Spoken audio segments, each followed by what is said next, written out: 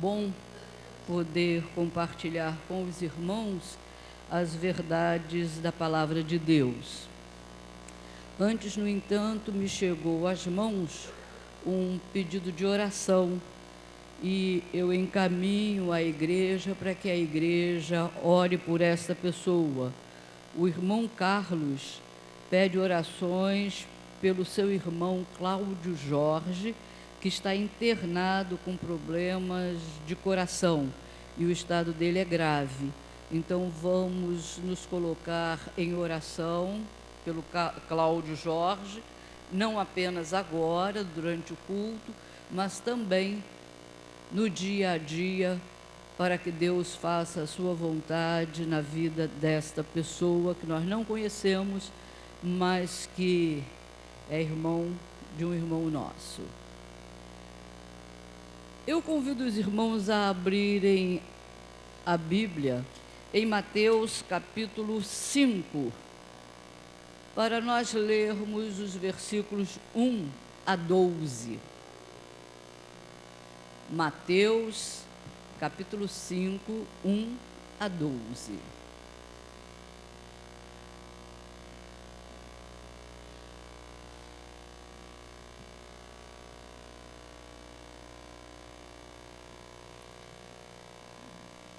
Jesus, vendo a multidão, subiu ao monte e, assentando-se, aproximaram-se dele os seus discípulos.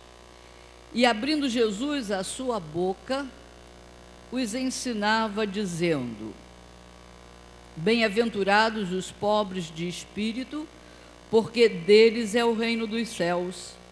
Bem-aventurados os que choram, porque eles serão consolados. Bem-aventurados os mansos, porque eles herdarão a terra. Bem-aventurados que têm fome e sede de justiça, porque eles serão fartos. Bem-aventurados os misericordiosos, porque eles alcançarão misericórdia. Bem-aventurados os limpos de coração, porque eles verão a Deus. Bem-aventurados os pacificadores, porque eles serão chamados filhos de Deus. Bem-aventurados os que sofrem perseguição por causa da justiça, porque deles é o reino dos céus.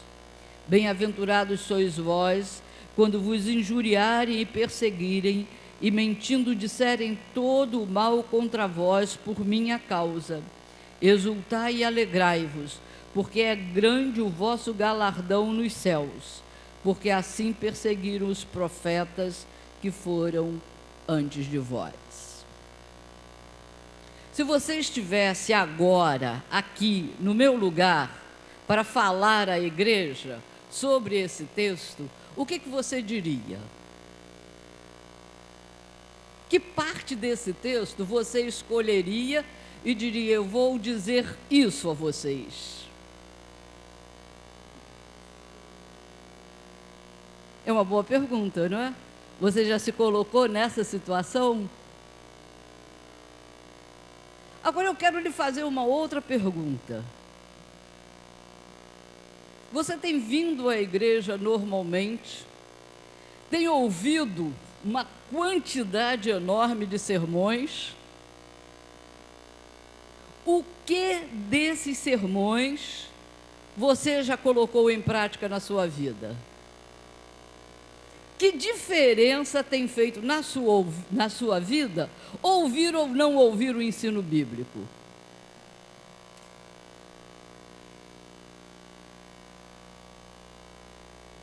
Então, duas coisas para você pensar enquanto você ouve o que eu vou dizer. O que você diria se estivesse no meu lugar? E que diferença tem feito na sua vida ouvir ou não ouvir os ensinos bíblicos? Eu escolhi pensar com vocês a respeito do versículo 5.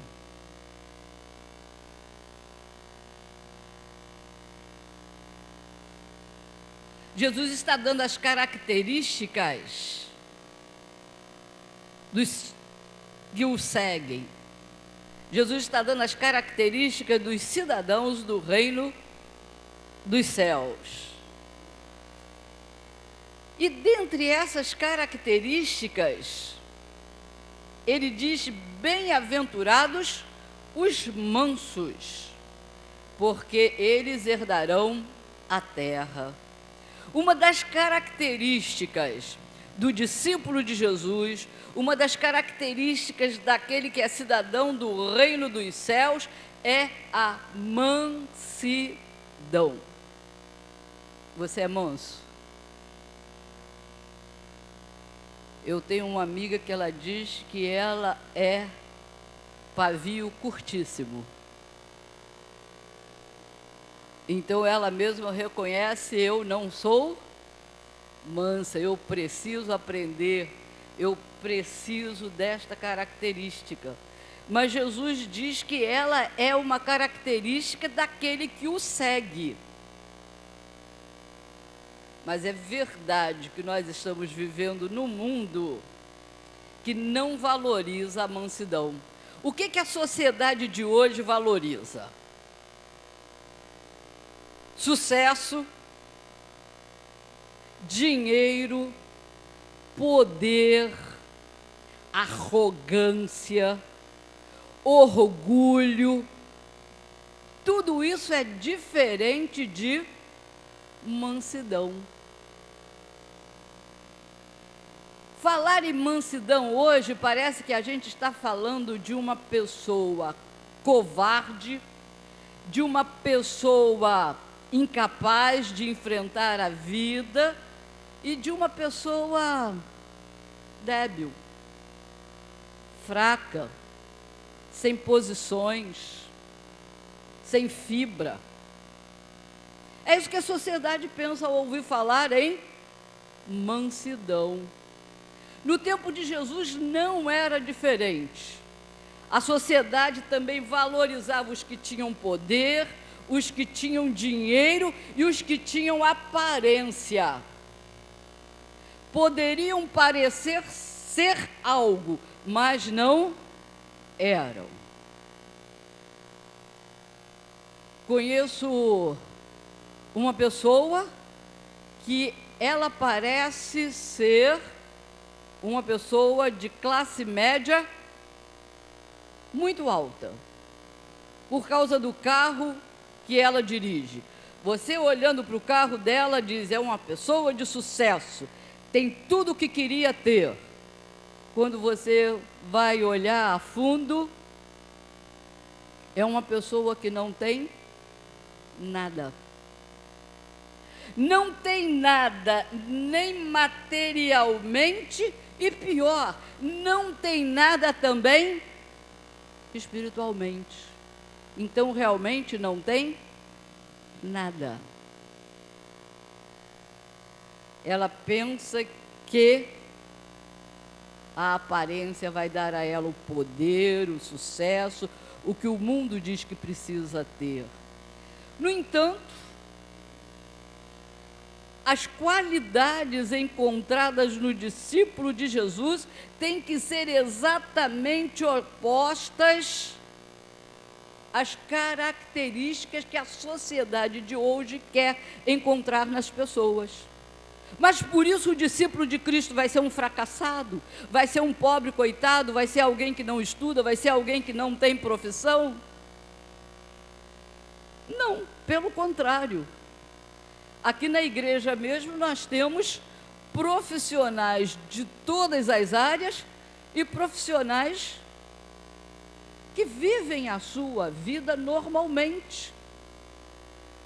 O crente é uma pessoa inserida na sociedade e vivendo normalmente nessa sociedade, mas com características que o tornam diferentes.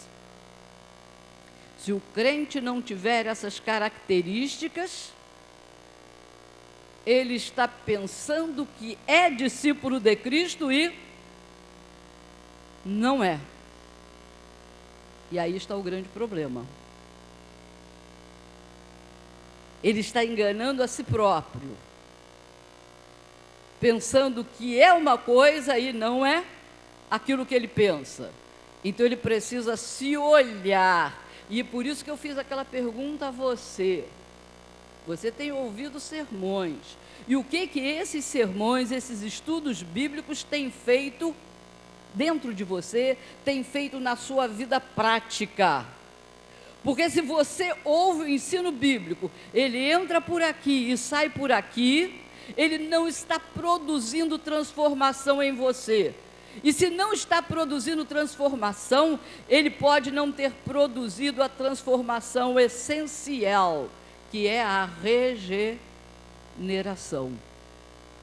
E você está habituado a vir à igreja, ouvir sermões, cantar os hinos, pensa que é discípulo de Cristo, em alguma coisa parece discípulo de Cristo, mas não é. Quem que pode avaliar isso? Só você. Por isso, eu perguntei a você que modificação você vê na sua vida a partir do ensinamento bíblico que você ouve a cada domingo. Entre as qualidades que Jesus então incluiu nas características que marcam os seus discípulos, está a mansidão. E é interessante que ele diz: bem-aventurados os mansos. Ele diz: ó felicidade dos mansos, ó quão felizes são os mansos. Aí eu acrescentaria: ó, que inveja que eu tenho dessa felicidade dos mansos. Nós estamos numa posição em que muitas vezes nós invejamos aquilo que a sociedade, que o mundo oferece, porque nos parece muito bom. Mas Jesus coloca as coisas de maneira completamente contrária. O mundo, a sociedade é que tem que nos invejar, porque nós é que temos a grande felicidade, a única felicidade que pode existir. E Jesus diz: bem-aventurados os mansos. Mas eu estou falando sobre manso e mansidão, mas afinal de contas, o que é isso? A gente precisa entender o que é ser manso. Ser manso não é ser bobo. Ser manso não é deixar que todo mundo suba nas suas costas e pense que vai fazer de você um bobão, que vai dominar a sua vida. Isso não é ser manso. O que é ser manso, então? O que Jesus estava dizendo que caracteriza o seu discípulo como manso? Primeiro, manso é aquele que reconhece que depende do seu Criador.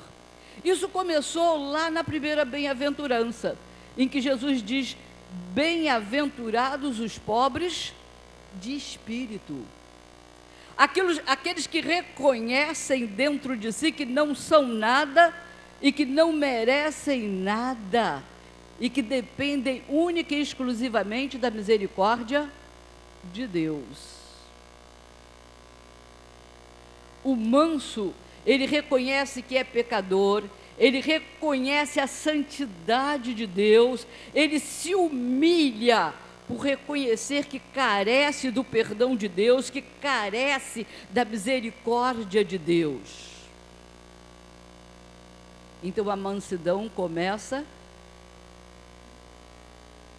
diante de Deus, num relacionamento com Deus, um relacionamento de humildade para com Deus. Manso é aquele que se reconhece criatura, é aquele que se reconhece pecador, carente da graça de Deus, carente da direção divina, e que então se coloca sob o domínio de Deus. Deixa Deus colocar nele uma rédea e deixa Deus dirigir a sua vida. Um animal, um cavalo, recebe uma rédea. Mas por vontade própria dele? Não. Cavalo, até conseguir se colocar nele uma rédea, montar nele, ele deu muito trabalho. Ele precisou ser amansado. E é isso que Deus faz conosco. Quando cremos em Jesus Cristo como nosso Salvador, Deus nos amansa. Deus faz com que nós nos humilhemos diante dele próprio e digamos a ele de vontade própria: governa a minha vida, dirige a minha vida. Essa submissão a Deus é mansidão. É aquele que se deixa dominar. Mas ele não se deixa dominar por todas as pessoas e por qualquer pessoa. Ele se deixa dominar por uma pessoa. Ele se submete a Deus, porque ele é cidadão do reino de Deus. O cidadão do reino de Deus abre mão da sua vontade pessoal. Ele abre mão de tentar conduzir sua vida. E ele então se submete ao senhorio de Deus na pessoa de Jesus Cristo, o Salvador. Ele então se deixou dominar. Ele foi amansado. Ele se tornou manso. E manso,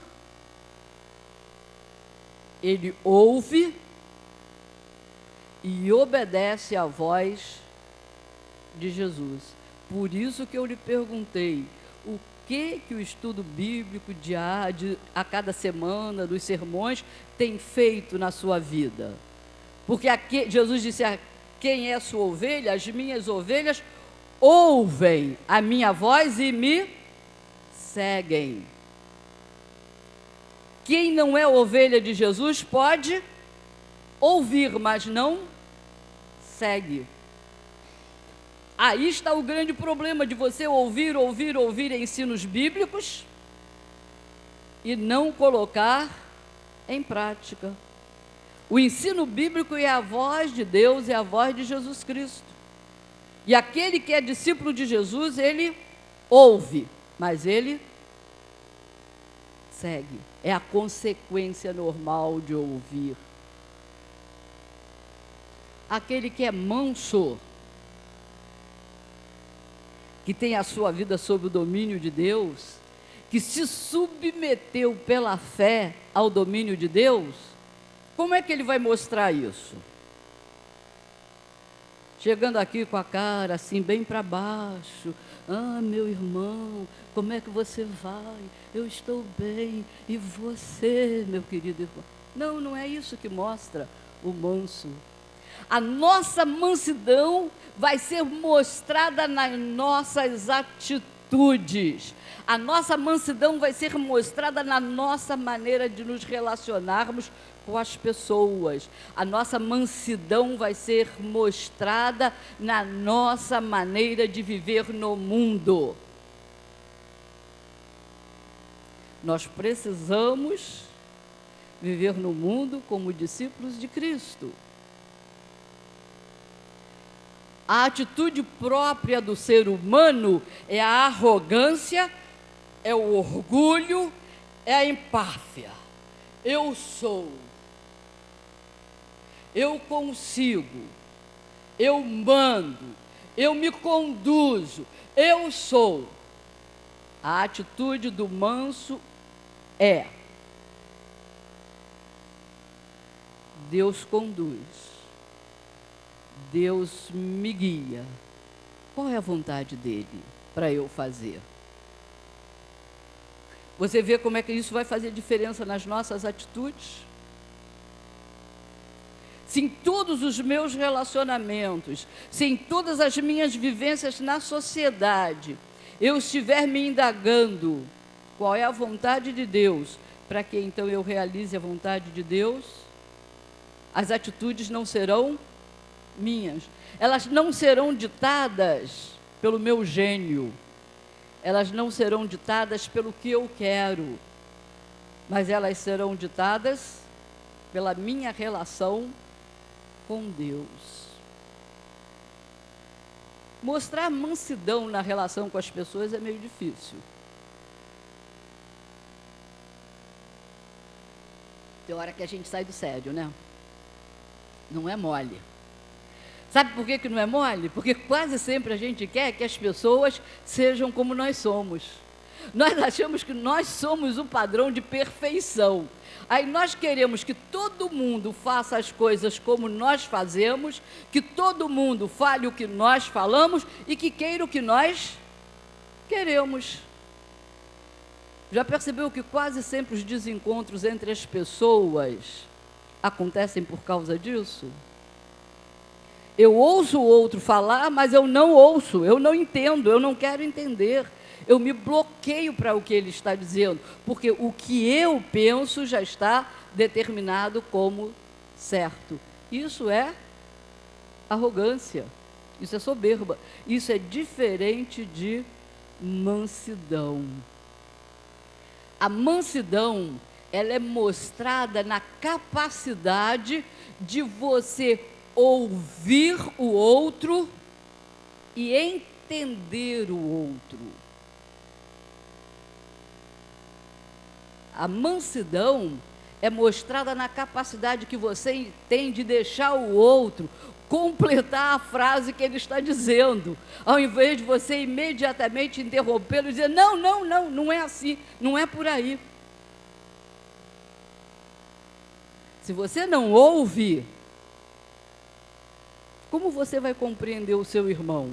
Como você vai compreender a sua esposa? Como você vai compreender o seu esposo? Como você vai compreender o seu empregado? Como você vai compreender o seu patrão? Na relação com Deus, de mansidão, de submissão a Deus, Deus nos ouve. Não nos ouve? Quando nós oramos a Ele, Ele nos interrompe, dizendo, não, não, não fala mais isso não, cala a boca, aí vai parando por aí. Deus nos diz isso? Ele pode estar até pensando assim, coitado do meu filho, quanta besteira que ele está dizendo, não é nada por aí, eu sei tudo, não vai ser nada assim, mas Ele está nos ouvindo. E aí Ele quer que nós também ouçamos a Ele e ouçamos os outros. A mansidão, então, na relação com os outros, ela se mostra na capacidade de ouvir, porque isso também é brandura. Se mostra em bondade, em fazer o bem ao outro, mesmo que lá no fundo a gente esteja achando que ele não merece. Mas quem somos nós para julgar? A Bíblia apenas nos manda ser bondosos em todas as situações. A mansidão no relacionamento com os outros se mostra em não procurar vingança. Preciso explicar a vingança? Não preciso. A mansidão se mostra em não guardar a amargura, em não guardar o amargor, em ficar remoendo os males do passado. Me fez isso, me fez aquilo, me fez sofrer isso, me fez assim, me fez assado, então quem sabe vai ser isso, vai ser... A mansidão se mostra em tirar do coração amargura, tirar do coração o peso do passado. A mansidão vai se mostrar, então, em duas atitudes muito difíceis: misericórdia e perdão. Duas coisas difíceis. Queremos que os outros nos perdoem, mas como é difícil perdoar, recomeçar. não é apagar da memória, porque nós não temos uma borrachinha para apagar da memória. O perdoar é não ficar remoendo o ato errado do outro para conosco. É não ficar toda hora lembrando o outro, você fez e eu te perdoei. O perdoar é conviver com o outro num relacionamento restaurado. Não é como se aquilo não tivesse acontecido, mas porque aquilo aconteceu e eu perdoei, vamos continuar caminhando juntos sem mágoas, sem sofrimentos. A mansidão, então, ela se origina do meu relacionamento com Deus. Então, ela não é algo que eu produza de mim mesmo. A mansidão é algo que vem de Deus para mim. No momento em que eu me reconheci pobre de espírito, no momento que eu me rendi a Deus, Deus mesmo me dá características. E a mansidão resulta dessa humilhação diante de Deus, de um relacionamento correto e de deixar que Deus domine, tenha rédeas, governe a minha vida. Agora, quem é nosso modelo de mansidão?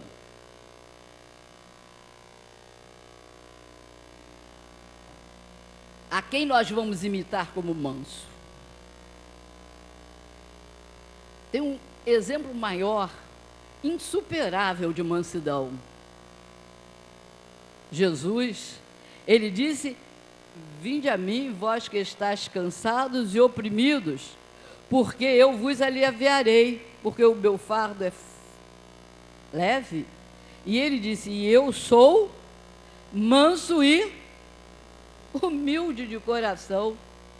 É interessante que aquilo que Jesus pede de nós, ele nos dá como característica de filhos, de cidadãos do reino, ele é manso e humilde. Mas Jesus foi um fraco? Vocês conseguem ver Jesus como um fraco? Um dominado pelos outros? Uma pessoa que não tinha posicionamentos claros? Não. Se você lê o Novo Testamento, os evangelhos que contam parte da história de Jesus, ele tinha posicionamentos firmes. Ele não arredava pé dos seus posicionamentos. Ele sabia o que ele queria, para onde ele ia, e ele sabia que estava fazendo a vontade de Deus. Por ser manso, ele não enfrentava a oposição dos outros? Enfrentava.